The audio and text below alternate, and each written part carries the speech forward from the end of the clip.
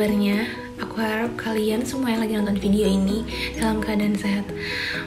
Mungkin ini udah sekitar hampir 3 bulan kali ya kita quarantine, kita work from home, kita study from home karena situasi yang lagi nggak memungkinkan untuk kita keluar rumah.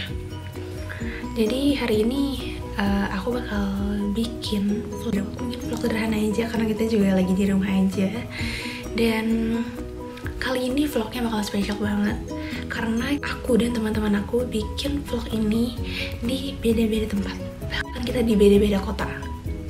Jadi ya karena kita semua sedang di rumah masing-masing, lama ini kita itu kuliah daring.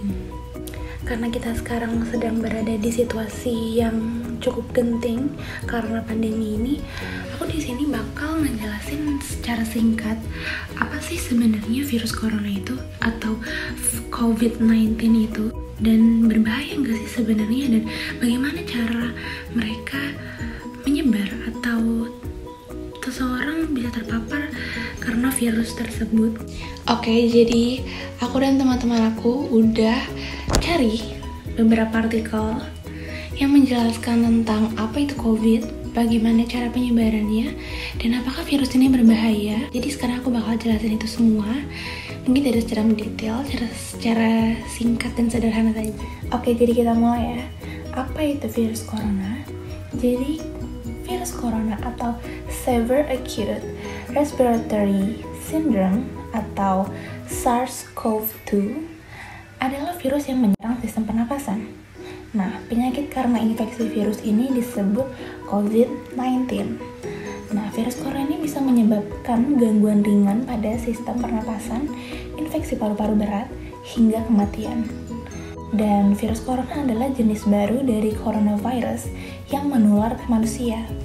Walaupun lebih banyak menyerang lansia, virus ini sebenarnya bisa menyerang siapa saja, mulai dari bayi, anak-anak, hingga orang dewasa termasuk ibu hamil dan ibu menyusui. Ya, jadi infeksi virus corona yang disebut COVID-19 atau Coronavirus Disease 2019 pertama kali ditemukan di kota Wuhan, China pada akhir Desember 2019. Dan virus ini menular dengan sangat cepat dan telah menyebar ke semua negara termasuk Indonesia hanya dalam waktu beberapa bulan. Dan hal tersebut membuat beberapa negara menerapkan kebijakan untuk memberlakukan lockdown dalam rangka mencegah penyebaran virus corona ini.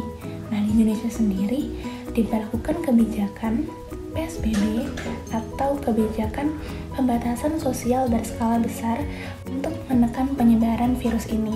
Ya, selanjutnya kami akan menjelaskan tingkat kematian akibat virus corona yang akan dijelaskan oleh teman saya, Rizky. Hai teman-teman, kalian tahu gak sih berapa tingkat kematian yang diakibatkan oleh COVID-19 di Indonesia?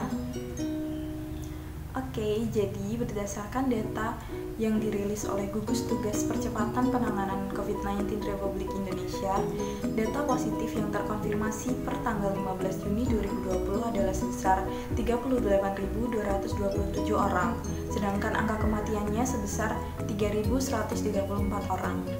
Dari data itu, dapat disimpulkan bahwa case fatality rate atau tingkat kematian yang diakibatkan oleh COVID-19 di Indonesia adalah sebesar 5,9%. Angka ini dapat dibilang lebih kecil jika dibandingkan pada 30 Maret 2020 yang presentasinya mencapai 8,9%. Virus ini dapat menyerang siapapun, namun efeknya akan lebih fatal jika yang terkena adalah orang lansia, ibu hamil, rokok, orang yang memiliki penyakit tertentu, dan orang yang memiliki daya tahan tubuh lemah. Karena itu, kita perlu melakukan upaya-upaya pencegahan agar kita dapat terhindar dari COVID-19 ini. Nah, upaya-upaya tersebut seperti melakukan physical distancing, tetap berada di rumah jika tidak ada keperluan mendesak, dan selalu menjaga kebersihan seperti mencuci tangan apabila setelah bertemu dengan orang banyak. Terima kasih teman-teman. Oke, jadi bagaimana sih kaitannya pandemi COVID-19 ini dengan kosa diri? Jadi begini, ketika ada orang yang bertanya tentang kita, maka kita akan menjawab dengan menggambarkan konsep diri kita. Nah, cara mengenalkan diri itu salah satunya ada individual self, di mana diri itu didefinisikan berdasarkan trait pribadi yang membedakan dengan orang lain. Nah, contohnya itu seperti ini. Saya adalah seorang perempuan. Saya menyukai musik. Saya termasuk orang yang patuh akan aturan. Nah, di sini saya akan menggarisbawahi dan akan menjelaskan lebih lanjut bagaimana kaitannya dengan pandemi COVID-19 ini, yaitu mematuhi aturan.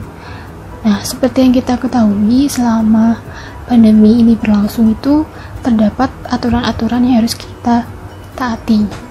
Nah, aturan-aturan tersebut itu beberapa di antaranya seperti rajin cuci tangan, terus juga memakai masker apabila berkegiatan di luar. Terus selain itu juga ada menjaga jarak dengan orang lain, lalu memperkuat daya tahan tubuh dengan mengkonsumsi makanan-makanan yang sehat dan bergizi seimbang, dan sebagainya. Nah, mungkin saja ada orang lain yang menggambarkan dirinya itu sebagai seseorang yang tidak taat aturan, karena dia itu melakukan kegiatan atau hal-hal yang bertolak belakang dengan aturan-aturan yang telah saya jelaskan sebelumnya. Ya, selain individual self, terdapat collective self, di mana diri itu didefinisikan berdasarkan keanggotaannya dalam suatu kelompok sosial tertentu. Nah, contohnya itu seperti ini. Saya adalah mahasiswa psikologi Universitas Negeri Semarang. Beberapa waktu yang lalu, itu terdapat surat edaran rektor yang salah satu isinya adalah menyatakan bahwa kita akan melaksanakan kelas online hingga akhir semester. Nah, selain itu ujian akhir semester juga akan dilakukan secara online. Nah, dengan kebijakan yang seperti itu, maka yang saya lakukan sebagai mahasiswa psikologi Universitas Negeri Semarang ini adalah menyiapkan hal-hal apa saja yang harus saya persiapkan untuk mengikuti kegiatan belajar mengajar yang dilakukan secara online, sehingga saya bisa mengikutinya dengan baik. Menurut Higgins, ada 3 skema diri yang ternyata berhubungan dengan pencegahan COVID-19. Nah, yang pertama actual self. Apa sih actual self itu? Actual self ini adalah diri kita yang sebenarnya, menurut kita sendiri. Seperti contohnya ketika saya merasa bahwa saya cerewet, saya merasa bahwa saya pendiam atau agresif, itu penilaian dari diri kita sendiri, dan yang memberikan definisi adalah diri kita sendiri lagi.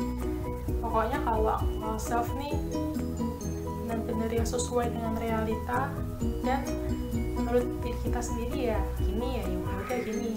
Nah, terus ada yang namanya out self. Apa sih out self itu? Self itu adalah diri yang diharapkan orang lain terhadap kita, jadi dari luar. Di contohnya, kita mengharapkan seorang pemimpin untuk memimpin kita dengan baik, dengan benar, dengan bijaksana dan bertanggung jawab.